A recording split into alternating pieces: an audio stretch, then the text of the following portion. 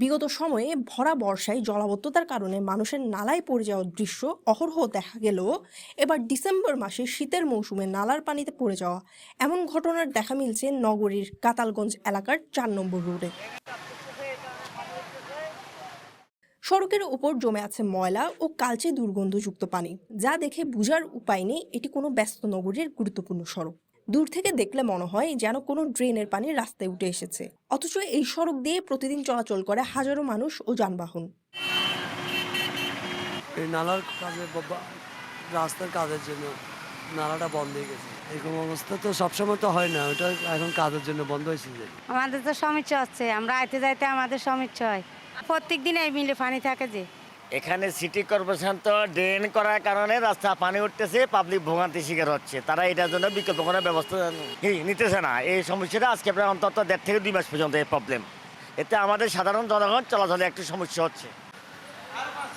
এই পানি জমে থাকার পেছনে মূল কারণ হলো এলাকায় চলমান খাল খননের কাজ এবং দীর্ঘদিনের অপরিকল্পিত বর্জ্য ব্যবস্থাপনা। চকবাজার ও মুরাদপুর এলাকা থেকে প্রতিদিন বিপুল পরিমাণ ময়লা এনে কাতালগঞ্জ এলাকায় ডাম্প করা হয়। ডাস্টবিনে রাখা এসব উচ্ছিষ্ট ময়লা অনেক সময় নালায় পড়ে যায়। সময় মতো পরিষ্কার না হওয়ায় পুরো নালাটি এখন জমাটবদ্ধ।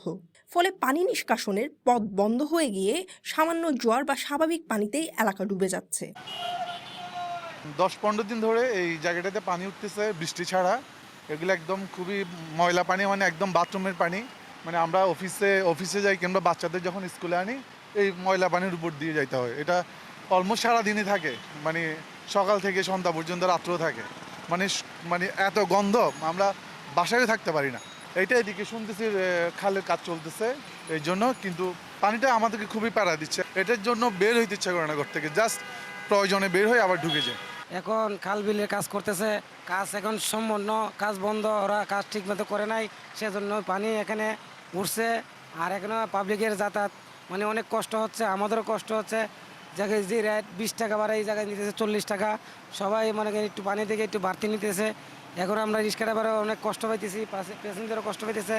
সেটার জন্য আমি সরকারের কাছে আবেদন জানাই যে খাল বিলের কাজ দুরন্ত কাজ করে শেষ করে ফেলে। গত 2 সপ্তাহ ধরে একই অবস্থার মধ্যে দিয়ে দিন কাটাচ্ছেন এলাকার স্থানীয় বাসিন্দারা। স্কুল কলেজগামী শিক্ষার্থী, অফিসগামী কর্মজীবী মানুষ, দোকানদার সবাই পড়ছেন চরম ভোগান্তিতে। যান চলাচল মারাত্মকভাবে ব্যাহত হয়, সৃষ্টি হচ্ছে দীর্ঘ যানজট। বিশেষ করে এই রাস্তাটি কাতালগঞ্জ থেকে চকবাজার, পাঁচলাইশ ও মুরাদপুর এই 3টি গুরুত্বপূর্ণ এলাকার সঙ্গে সরাসরি সংযুক্ত।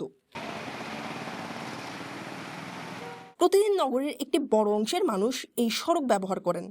ফলে বলা যায় এই একটি সড়কের জলাবদ্ধতার প্রভাব পড়ছে পুরো নগরীর চলাচল ব্যবস্থার উপর।